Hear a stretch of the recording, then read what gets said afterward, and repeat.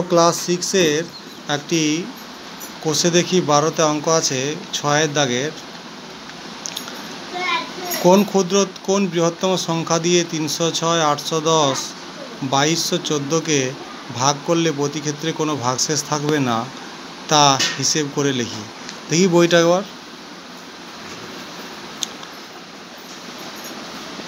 এই দেখো এই অঙ্কটি 306, 810, 2214কে ভাগ করলে প্রতি ক্ষেত্রে কোনো ভাগশেষ থাকবে না হিসেব করে লিখি। অর্থাৎ এটা আমাদেরকে ভাগ করে গোসাগু বের করাতে হবে।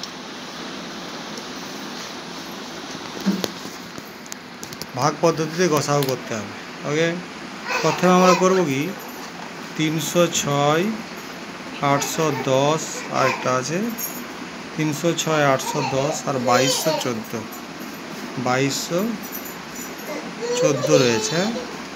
এগুলোকে আমরা প্রথমে এতে করবো 306কে 810, 306 দুগুণে 612, 8 আর এখানে হবে 2, 9 হাত রইল 1, 6, 7, 1 8, 198, 306টা ঢুকিয়ে দাও।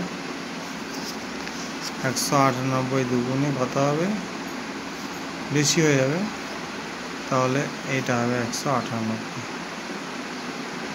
হলো। তাহলে 8 আছে বলবো 16 বা 8 দিতে হাতে হইলে 1, 10 আছে 0 হাতে হইলে 1, 1 আর 1 2, 108।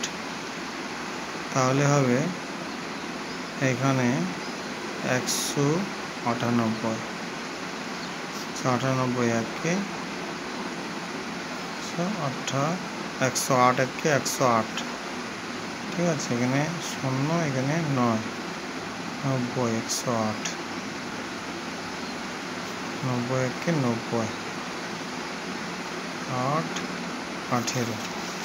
তাহলে 18কে ভাগ করো 90 দিয়ে, 18 5 90 হলো। এটা মিলে গেল। তাহলে কি হলো 18, এই 18টা দিয়ে এবারে 18 দিয়ে 810কে ভাগ করো, হয়েছে। তাহলে 18 দিয়ে ভাগ করো, 18 3, 18 4 72, 18 4 72 হয়, তাহলে 9 আর এখানে হচ্ছে 0, 18 5 90। ওকে, তাহলে এটাও মিলে গেল। 18 5 18 4 72, 18 5 90 হয়ে গেল। তাহলে ওই 18টা দিয়ে আবার 22কে করতে হবে।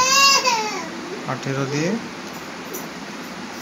22কে করব, 2214কে, ঠিক আছে।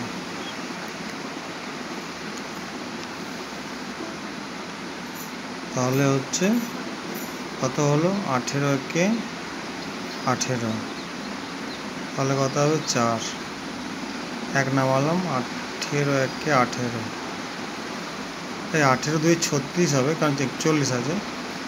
18 2 36, 5 এটা 54, 18 3 এটা 18 2 36, 18 3 54, তাহলে হয়ে গেল এটা। তাহলে কি দাঁড়ালো যে এদের মধ্যে গসাগু হলে কত ভাগ করলে ঠিক কোন যত সংখ্যা দিয়ে ভাগ করলে, অতএব 18 দিয়ে 306, 810 ও 2200 কত উত্তর আছে 14কে 2214কে ভাগ করলে কোনো ভাগশেষ